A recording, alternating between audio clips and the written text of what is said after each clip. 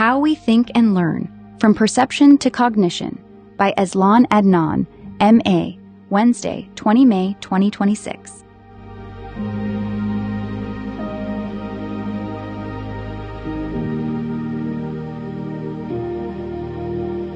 Maurice Merleau-Ponty's Phenomenology of Perception by Aslan Adnan, M.A., Wednesday, 19 May 2026. Maurice Merleau-Ponty was born on March 14, 1908, in Rochefort, France. Raised in a middle-class family, he excelled in his studies and attended the prestigious Lycée Louis Le Grand in Paris. He then went on to study at the École Normale Supérieure, for he became a student of both philosophy and psychology. Influenced by his professors, notably Leon Brunschvig and later Edmond Husserl, Merleau-Ponty became one of the central figures of 20th century phenomenology. His seminal work, Phenomenology of Perception, published in 1945, challenged the Cartesian split between mind and body. In it, he argued that perception is not a passive reception of data, but an active, embodied engagement with the world. His other major works include The Structure of Intuition and Sense and Nonsense 48. Academically, he held an notable professorship at the Collège de France, where he was a powerful force in shaping contemporary philosophy. His upbringing and exposure to both classical French philosophy and modern psychology allowed him to bridge gaps between abstract thought and lived experience.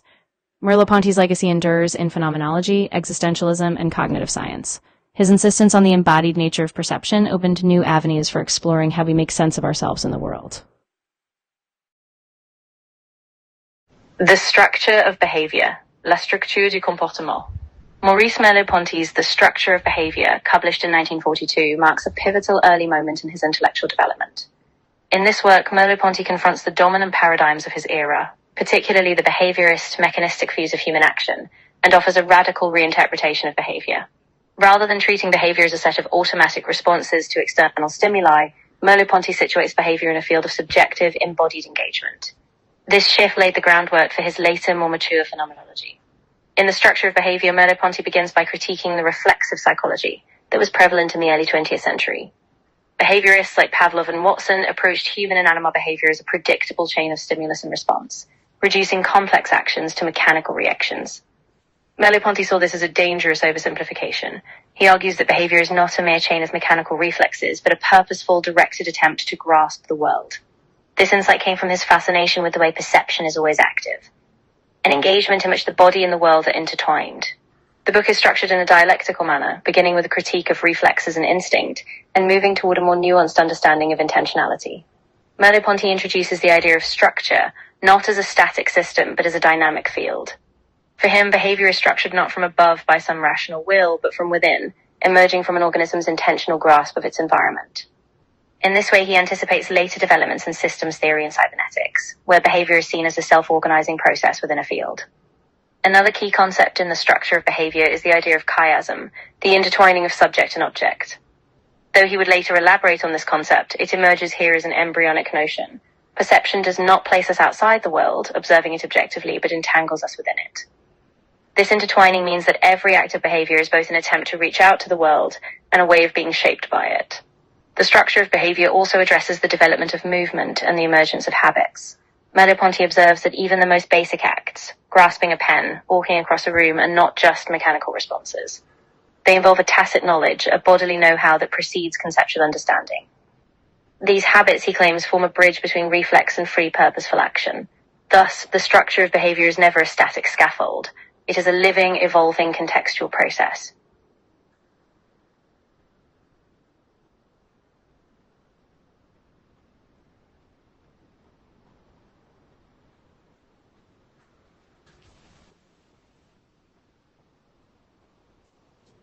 Okay, you stopped not at the end, but you stopped at contextual process. So I want you to restart from the work's legacy right to the end of the next 5,000 until the very end of the article. But I want you to amp up the plummy accent and speak the French words in a truly French, voice or accent. And can you do that now, please? Start from the work's legacy. Of course, I'll amplify the plummy tone and give the French words a proper French accent, starting from the work's legacy. The work's legacy lies in how it bridges the gap between natural science and phenomenology. While Merleau-Ponty was not a biologist, he engaged with contemporary science, especially the biology of perception, and argued that the human body is a kind of midpoint between pure biological processes and the subjective life of the person. This tension between the biological and the existential would shape not only his own future work, but also later phenomenologists and existential thinkers. His insistence that behavior is not a simple reflex arc, but a purposive, directed movement helped open the door for a more holistic psychology, one that would later influence thinkers like R.D. Laing and even the rise of embodied cognitive science. In sum, the structure of behavior not only laid the foundation for Merleau-Ponty's later, more mature phenomenology, but also offered a radical alternative to reductive behaviorist paradigms. By situating human action in a field of embodied, intentional engagement, Merleau-Ponty opened up new ways of thinking about perception, habit, and free action. His work remains influential in phenomenology, psychology, and even contemporary cognitive science, where his insistence on embodied knowing continues to shape debates about how we think, act, and experience the world. Phenomenology of perception. Phenomenologie de la perception. Maurice Merleau-Ponty's Phenomenology of Perception, first published in 1945, stands as a landmark in 20th century philosophy. Unlike purely abstract epistemological inquiries, Merleau-Ponty's work reoriented phenomenology toward the embodied, lived experience of perception. Drawing from his studies in both philosophy and psychology, Merleau-Ponty disrupts the dualism that had dominated Western thought, particularly the mind-body split inherited from Descartes. The book is structured in a way that methodically dismantles the traditional separation between subject and object. For Merleau-Ponty, perception is not a passive reception of sensory data. It is an active, intentional engagement. He insists that our primary way of being in the world is through embodied perception. In his view, the body is not merely a vehicle for the mind. It is the medium through which we encounter reality. Thus, he takes perception as a starting point, examining how the senses, vision, touch, hearing, mediate our sense of self and the world around us. One of the book's central concepts is the lived body, le corps propre. Merleau-Ponty argues that the body is not an object in the world like a stone. It is the very means by which we inhabit the world. Our gestures, our movements, and even our intentions are inseparable from our bodily being. This was a revolutionary claim because it countered the prevalent rationalist and dualist paradigms that place the mind above the body. Instead, he argued that the body is the first site of knowing. Merleau-Ponty's Phenomenology of Perception also draws heavily on the concept of intentionality. Borrowed from Husserl, intentionality refers to how consciousness is always directed toward something. It is always about something. Merleau-Ponty extends this idea, arguing that we never perceive a detached world. We perceive it as meaningful precisely because our body is engaged in it. This leads him to critique the objectivist approach of natural science when applied to human experience. While natural science explains the world in terms of objects and causal laws, Merleau-Ponty insists that human experience is always more than the sum of its parts. Thus, the meaning we experience is always embodied, always contextual. Another crucial concept is the intertwining, which he later elaborates on in other works. For Merleau-Ponty, subject and object do not stand opposed, instead they are woven together. Our perception is a dynamic interplay between self and world, never static or purely subjective. In this way, Merleau-Ponty opens up a more fluid, non-reductive way of thinking about human consciousness. The impact of Phenomenology of Perception has been profound. It became a foundational text not only in philosophy, but also in psychology, aesthetics, and cognitive science. His emphasis on embodied experience paved the way for later phenomenologists, such as Jean-Luc Baudrillard, and later existentialists like Jean-Paul Sartre. Moreover, his insights have influenced contemporary debates in cognitive science, especially in areas like embodied cognition, where thinkers argue that our mental processes are kind of grounded in bodily interaction with the world. In sum, Phenomenology of Perception is not only a cornerstone of Merleau-Ponty's work, but also a touchstone for an entire lineage of thought. Sense and Nonsense. Maurice Merleau-Ponty's Sense and Nonsense, published in 1948, stands as a pivotal reflection on the limitations of rationalism and the role of perception in meaning-making. In this collection of essays, Merleau-Ponty revisits core themes from his earlier work, particularly the embodied nature of knowledge, and situates them within a broader critique of epistemology. The book is both a meditation on how we come to know things and a critique of the overconfidence of scientific reductionism. The essays in Sense and Nonsense serve as a philosophical intervention, pushing back against the growing dominance of a purely empirical, positivist approach to knowledge. Merleau-Ponty contends that much of what we call knowledge is rooted in a pre-reflective, embodied grasp of the world. We do not first build abstract concepts and then apply them to experience. Instead, our sense of the world is always prior, a felt, lived engagement. Thus, he argues, when science reduces phenomena to mere data points, it ignores the sense in which we experience the world as meaningful. One of the key essays is a polemic against Sartre's existentialist reductionism. While Sartre emphasized radical freedom and the idea that human existence is nothing but a project, Merleau-Ponty argues that we are always already embedded in a world, and this world shapes our possibilities. Thus, freedom is not a disembodied leap, but a continuous unfolding of our engagement with the world. Another crucial theme is the relationship between language and meaning. Merleau-Ponty explored how words are never neutral conveyors of objective facts. Rather, they are embodied gestures laden with context. Thus, we must recognize that all knowledge is a kind of interpretation, grounded in the ambiguity of language. Artists are privileged mode of knowledge. Artists, he argues, do not just represent the world. They reveal its latent meanings. In this way, art allows us to perceive what is usually invisible, allowing us to glimpse the preconceptual, felt dimension of existence. By showing that art captures something that escapes pure rationality, Merleau-Ponty reaffirms the power of embodied perceptual knowledge. The influence of sense and nonsense is far-reaching. It played a crucial role in later phenomenology, influencing thinkers like Jean-Luc Marion and Emmanuel Levinas, who also sought to articulate a richer, more embodied sense of knowledge. Merleau-Ponty's insistence that perception precedes conceptual thought paved the way for embodied cognition. Contemporary cognitive science, especially in the mark of scholars like Sean Gallagher, draws on Merleau-Ponty's critique of disembodied thought, arguing that cognition is always situated, embedded in a lived bodily world. Thus, Merleau-Ponty with this work reclaims the space for ambiguity, for the intuition that knowledge is never purely objective or purely subjective, but always an unfolding dialogue between the two. In this way, Sense and Nonsense remains a vital text, a reminder that our quest for truth must respect the ambiguity of lived experience, the subtle interplay between sense and nonsense, and the embodied way in which we understand the world. I and Mind. L'Œil l'Esprit. Maurice Merleau-Ponty's I and Mind, published posthumously in 1961, is a luminous culmination of his reflections on perception, art, and the embodied character of human knowledge. In this short but profound essay, Merleau-Ponty turns his phenomenological lens toward the nature of visual experience, arguing that seeing is not a passive reception, but an active creative process. This text crystallizes his later thought, where he pushes beyond the limits of traditional epistemology to show that our relation to the world is always mediated by the body and by perception. In I and Mind, Merleau-Ponty begins by asserting that vision is not simply a matter of receiving light through the eyes. It is a form of dialogue. The eye, he argues, is not a detached observer, but is always immersed in the world. To see is to be engaged, to reach out toward what is visible. This was a radical departure from the more mechanistic views of perception that reduced seeing to a mere optical process. Instead, Merleau-Ponty emphasizes that vision is always a synthesis of the body and the mind. In the sense, the artist, particularly the painter, becomes a paradigmatic figure, because the painter does not just represent the world. Through brushstrokes, the artist captures what is typically hidden, showing that vision is a synthesis of gesture and perception. Merleau-Ponty also critiques the Cartesian split between subject and object. In so doing, he shows that the body is not a thing we possess, but a medium through which we experience the world. The eye, as he puts it, is not isolated, but instead a part of a dynamic interplay. By reintegrating vision with the body, Merleau-Ponty reminds us that seeing is never neutral. It is always laden with preconceptions, habits, and expectations. Thus, I and Mind becomes a meditation not only on vision, but on how we live through our bodies, and how in art this embodied vision can open us to the world's depths. The influence of I and Mind is profound. It became a cornerstone of Merleau-Ponty's later philosophy and was instrumental in shaping the trajectory of phenomenology. In the visual arts, influential thinkers like Jean-Paul Sartre, Jacques Derrida, and even contemporary art theorists drew on Merleau-Ponty's insights to argue that vision is not a detached scientific operation, but a creative existential act.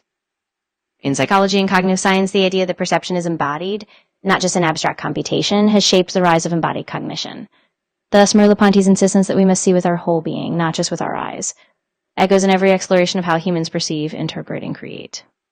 In sum, I and Mind is a clarion call to recognize that our knowledge is rooted in embodied vision, a vision that not only sees, but also feels, gestures, and reaches out to the world. The Visible and the Invisible. Le Visible et Invisible. Maurice Merleau-Ponty's The Visible and the Invisible, published posthumously in 1964, is a seminal exploration of perception and the epistemic limits of vision. As the culmination of Merleau-Ponty's phenomenology, it reconfigures the relationship between what we see and what we know. In this work, Merleau-Ponty argues that the visible, what we perceive with our eyes, always presupposes an invisible dimension. This invisible realm is not a void, but a field of possibilities. The depth and ambiguity underlying all perception. The book begins with a recognition of the inadequacy of classical philosophy, which, following Descartes, separates subject from object. Merleau-Ponty insists that this dualism obscures how we live in a world. For him, vision is not a passive mechanical reception of light. It is an active engagement. The body is not an object but a subject, and vision is a mode of being. Thus, we don't simply see things, we enter into a world. The visible world, in turn, is always shaped by what is invisible, the unspoken, the felt, the pre-reflective ground of all meaning. Merleau-Ponty introduces the concept of chiasm, a complex intertwining of the perceiver and the perceived. In this chiasm, the seer and the seen fold into each other. They are not distinct, but mutually implicated. Thus, the invisible is always present, as the horizon against which the visible emerges. Explanation of Maurice Merleau-Ponty's concept of the chiasm. Maurice Merleau-Ponty introduces the concept of the chiasm as a fundamental structure of embodied experience. The chiasm, derived from the Greek letter chi, describes a reciprocal intertwining of subject and object, self and world. In this framework, Merleau-Ponty rejects a purely Cartesian split between mind and body, arguing instead that perception is a dynamic intertwining. In the chiasm, the perceiver and the perceived are folded into each other. We are both in the world and the world is in us. Central to the chiasm is reversibility. Merleau-Ponty emphasizes that we reach out to the world with our senses, but simultaneously the world reaches back and shapes us. For example, when I touch an object, I do not simply occupy a detached observer's position. Instead, my tactile involvement folds back into my sense of self. Thus, perception is not a passive reception, but a mutual entanglement. Contrast with René Descartes' dualism. Merleau-Ponty's chiasm stands in stark contrast to René Descartes' dualism. Descartes famously posited a rigid separation between res cogitans, the thinking mind, and res extensa, the extended body. In this Cartesian scheme, mind and body are distinct substances. Perception for Descartes is a process mediated by the mind, which interprets the body's sensory inputs as distinct from the inner mental life. In short, perception is a secondary abstract act of the mind upon the external world. By contrast, Merleau-Ponty dissolves this dichotomy. In his view, the body is not a mere vessel for the mind, but is constitutive of experience. The chiasm replaces Cartesian separation with a holistic intertwining. The body is both a means of knowing and a field of being. Significance to perception in cognitive science. The chiasm is pivotable to rethinking perception. Rather than being a passive mirror of an objective world, perception is an active, embodied engagement. This reframes cognitive science, which increasingly acknowledges embodied cognition. Our mind does not merely interpret abstract representations, but is rooted in bodily capacities. In epistemology, the chiasm has implications for the nature of knowledge. If we are intertwined with the world through perception, then knowing is not a disembodied act of pure reasoning. It is a situated, embodied process. Thus, epistemology is reconfigured as a practice emerging from our situated, embodied being in the world. In summary, the chiasm provides a dynamic model of how we are entangled with the world, offering a crucial corrective to dualistic epistemologies and paving the way for a more integrated, embodied science of knowing. Art from Merleau-Ponty is a privileged mode of access to this invisible. The painter's gesture, the sculptor's form, all evoke what lies beyond immediate sight, inviting us to dwell in ambiguity. This work has immense implications for epistemology. Unlike a positivist or empiricist approach that sees knowledge as a matter of measuring visible facts, Merleau-Ponty suggests that knowledge is always embodied, always embedded in a lived perspective. Thus, we come to know the world not just by abstracting from it, but by being in it. His work thus challenges the Cartesian privileging of mind over body and opens a pathway for a more holistic epistemology, one rooted in perception, ambiguity, and embodied presence. Has had a significant impact on cognitive science and psychology. The idea that perception is embodied, no longer a mere passive intake of sensory data, has been pivotal. Thinkers like Alvin Noe, Sean Gallagher, and others have drawn on Merleau-Ponty to argue that cognition is always situated, that thinking is enacted through bodily interaction with the world. In this way, Merleau-Ponty's insistence that what we see is shaped by the unseen opens up a vast interdisciplinary field. It invites us to see not just that perception is a bridge to knowledge, but that knowledge is always embodied, always emerging from our lived relation with the world. In conclusion, the visible and the invisible is more than a reflection on what we see. It is a radical rethinking of how we know. By insisting that the visible always implies an invisible horizon, Merleau-Ponty invites us to reconsider epistemology itself. From perception to art to cognitive science, his work continues to resonate, showing that what we know is always enmeshed in how we see, feel, and move in the world. In Praise of Philosophy. Pour en Philosophie. Maurice Merleau-Ponty's In Praise of Philosophy, published posthumously in 1984, is a reflective culmination of his later thought, a meditation on the essential role of philosophy in a world increasingly dominated by scientific reductionism. This text, drawn from his late lectures and notes, reaffirms his commitment to phenomenology, but it also extends beyond mere epistemology. In this work, Merleau-Ponty argues that philosophy is not a luxury, but a vital practice, a way of returning to wonder, of remaining open to the ambiguity of lived experience. Philosophy, he contends, is the discipline that allows us to resist the temptation to reduce human existence to a set of calculable, measurable facts. Instead, it's a continuous dialogue between the self and the world, a refusal to let ourselves be satisfied with easy answers. In the collection of essays, Merleau-Ponty situates philosophy as a bridge between the visible and the invisible, the known and the unknown. He critiques the fragmentation produced by specialization, arguing that philosophy is the only discipline that can keep the whole of experience in view. Thus, it's not just a set of abstract concepts, but a lived practice. His insistence on ambiguity, his refusal to close off meaning, makes philosophy a vital force. In this way, the book is a call to re-engage with philosophy, not as a luxury, but as a necessity. Its impact on later thought is profound. Philosophers such as Emmanuel Levinas and Jean-Luc Marion drew inspiration from Merleau-Ponty's call to ground philosophy in lived experience. Likewise, cognitive science and psychology, especially the embodied cognition movement, echo his insistence that knowledge arises not just in the abstract mind, but in embodied interaction. Thus, Merleau-Ponty's call for a philosophy that stays alive in ambiguity continues to inspire across disciplines. In his own life, Merleau-Ponty was a professor of philosophy at the Collège de France, one of France's most prestigious academic institutions. Born in 1908, he died at the age of 53 on May 3, 1961, from a sudden heart attack. His work was not just that of a writer, he was a pivotal academic figure, teaching at both the Collège de France and the Sorbonne, where he shaped a generation of thinkers. His untimely death cut short a brilliant career, but his influence continues to radiate through phenomenology, aesthetics, and cognitive science. About the author: high velocity, high granularity thinking. Aslan Adnan is an autodidact and a polymath with an IQ of 168. He holds a Master of Arts in International Business and Management from the University of Westminster in London, and a postgraduate certificate in teaching from Royal Holloway, University of London. His mind operates at a level that is visibly and measurably different from the average person. While most people think in linear, surface-level patterns and stay within narrow domains, Aslan thinks in systems, layers, and deep causal connections. He moves at high velocity, rapidly synthesizing ideas while maintaining exceptional granularity, seeing fine details and subtle relationships that others completely miss. This rare combination of speed and resolution allows him to cross-pollinate concepts from physics, medicine, philosophy, consciousness studies, nutrition, politics, international relations, and religion in ways that feel both surprising and inevitable once you see them. This distinctive cognitive style is the driving force behind everything he writes. You can see it clearly in every chapter of this book and across the entire Mind Science series. The way he builds models, challenges entrenched assumptions, and connects seemingly unrelated phenomena is not just a writing style. It is how his mind naturally functions. Aslan has written more than 100 books covering a remarkably wide range of subjects, including mind science, health and nutrition, politics, Islam, Russia, Iran, and international relations. Every single one of these books is released completely free in the public domain. All of them can be downloaded at no cost from Z Library.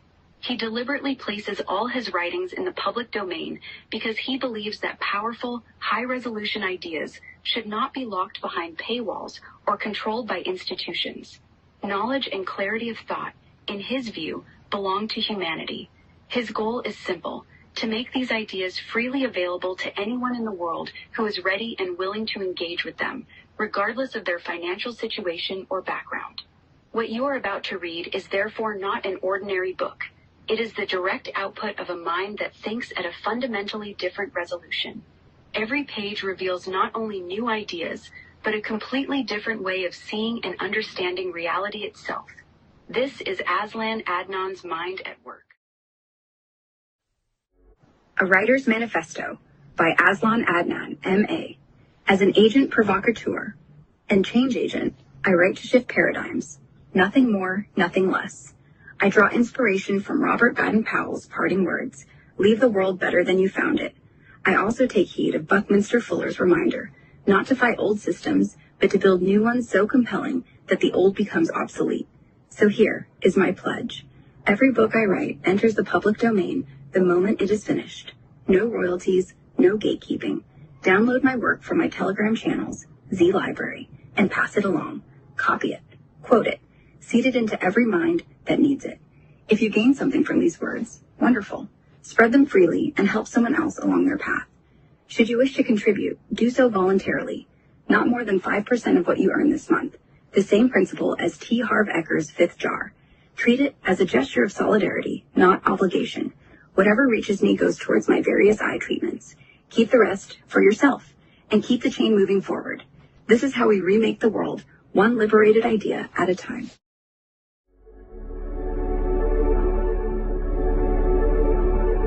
A heartfelt light. To every soul whose hand did give, you've helped me dream, helped me live. In darkest hours your light came through, with hearts so kind, so pure, so true. Your gifts, like stars in deepest night, have steered me gently toward the light. Each coin, each word, each silent prayer, a thread of hope so rich, so rare. My eyes once dimmed now seek the skies, and slowly clearer visions rise. Because of you, I dare to see the world again, its grace, its plea. Your compassion's flame will not just stay with me alone. It lights the way for others wandering through despair to feel the warmth of selfless care. You've shown what love in action means, in quiet ways through giving scenes. You've built a bridge from soul to soul and made the broken feel more whole. So let this thanks rise like a song, a melody both soft and strong. May your example gently call more hearts to rise to give. To fall into the joy of lifting pain, of planting hope where none remains. Your kindness walks beside me still, a light, a love, a living will.